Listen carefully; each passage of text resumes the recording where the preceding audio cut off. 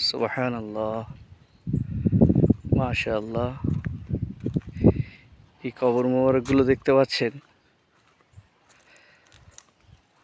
সাহাবাও কিছু আছে এর মধ্যে, কিছু তাবেঈনও আছে। নবীজি সাল্লাল্লাহু আলাইহি সাল্লাম জাফর রাদিয়াল্লাহু তাআলা আনহুর সাথে যে জামাতটাকে হাবশায় পাঠিয়েছিলেন, তো ওই জামাতটা ঝড় তুফানের কারণে ওই জাহাজটা এসে পৌঁছায় তানজানিয়া এই পেম্বায়। এটা একটা দ্বীপ, বড় দ্বীপ, যার লম্বাই প্রায় 90 কিলোমিটার, চওড়াই 40 কিলোমিটার। তো সাহাবাদের জামাত এখানে এসে পৌঁছায়। সাহাবারা দায়ী ছিলেন, মেহনত করতেন, ফিকির করতেন। তো ওনাদের যেখানে এসে রুকেছেন ওখানে ফিকির করেছেন। আলহামদুলিল্লাহ, এখানে বহু মানুষ ঈমান এনেছেন, মুসলমান হয়েছেন।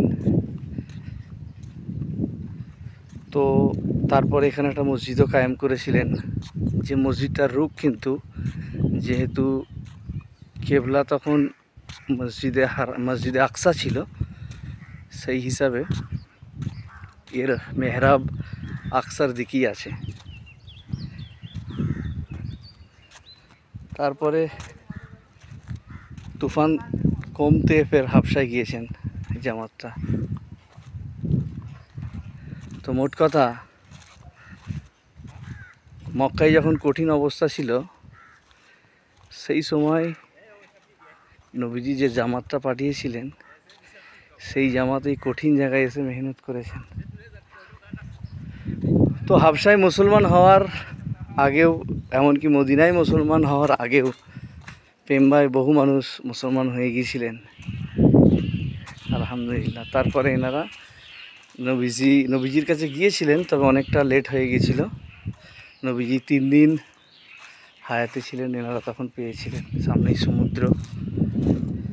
তো এখান থেকে মদিনায় যাকাত সমস্ত কিছু যেত, আলহামদুলিল্লাহ। এই হলো মেহরাব। মাশাআল্লাহ, জাযাকাল্লাহ।